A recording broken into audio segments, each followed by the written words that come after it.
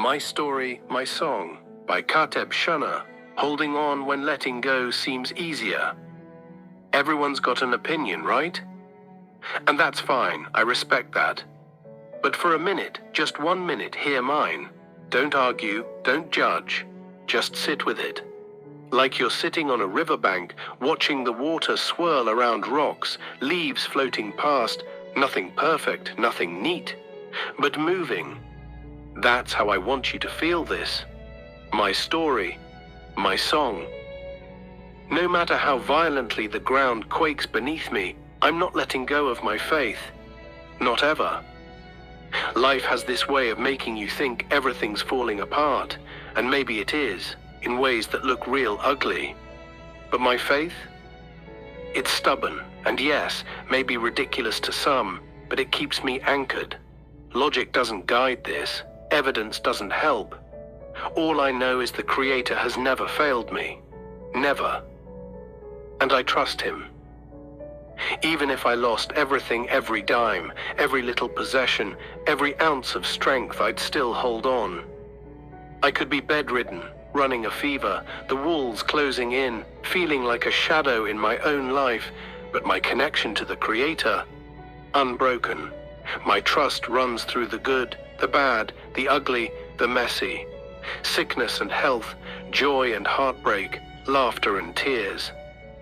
And don't get me wrong, faith doesn't make life easy.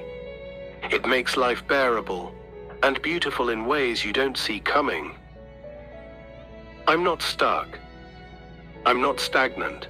Some days it feels like nothing's moving, but I know better. I won't listen to frustration, ego, or feelings that swing like the wind.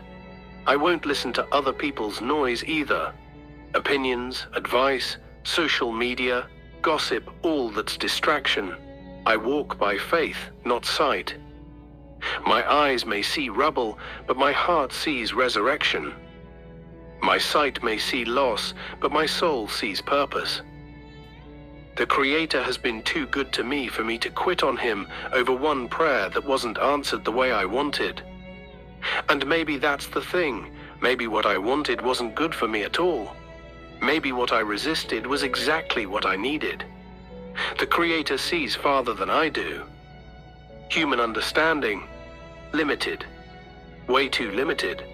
I've had to learn patience, trust. Sometimes the lesson comes in loss, disappointment, sickness, heartbreak. And here's the kicker, you don't always see the lesson when it's happening. Only later, when the dust settles. So, patience, trust, faith. And this isn't just abstract. I learned a lot of this from the riverbanks. My grandparents, Celestine and my grandfather, bless their souls, they taught me the real rhythms of life. We used to go fishing, crabbing, cold mornings, wet boots, hands smelling like salt and bait.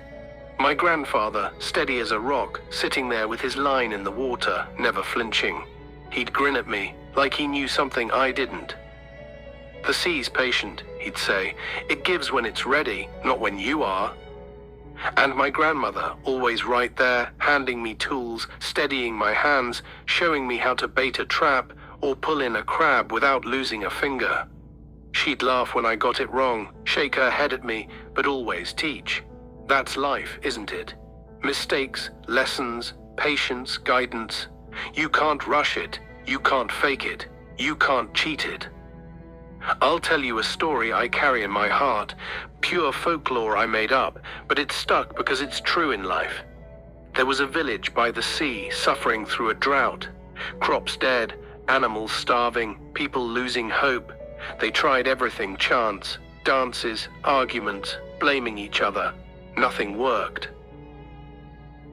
Then there was an old woman, bent over, eyes sharp, a crooked back, a laugh that sounded like a wheeze.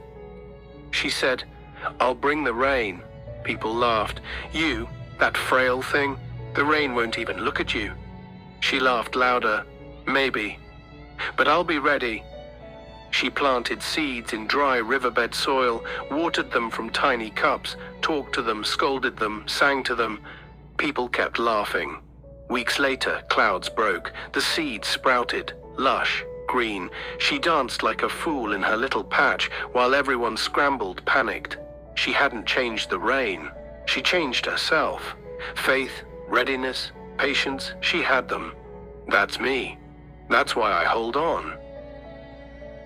Faith isn't neat or perfect. Sometimes it's messy, like the time I tried baking bread and skipped steps. What came out wasn't bread, it was a brick. I laughed. Faith feels like that, sometimes clumsy, awkward, human, but the Creator's recipe never fails. My job isn't to improvise, it's to trust. Sometimes holding on feels exhausting, like carrying a candle through a hurricane. But the longer I hold, the stronger it burns. Storms teach, trials temper, and when I fall, the hand that lifts me is steady. Faith grows strongest, not in calm, but in chaos. I know some call me naive, maybe even foolish. Fine, if being a fool means trusting the Creator instead of my shaky logic, I'll wear that. If being stubborn means standing firm when others bend, I'll wear that too. Because I've seen what happens when you let go. Nothing grows, but hold on, the sweetest fruit comes. So yes, I hold on through loss, I hold on through sickness, through storms that strip life bare. Because the Creator is with me in victories, defeats, illnesses, heartbreaks, tears no one sees. I trust Him. He's never failed me. He never will. Be still and know. You can fill in the blank. I trust you will say the right words. Love, Kateb.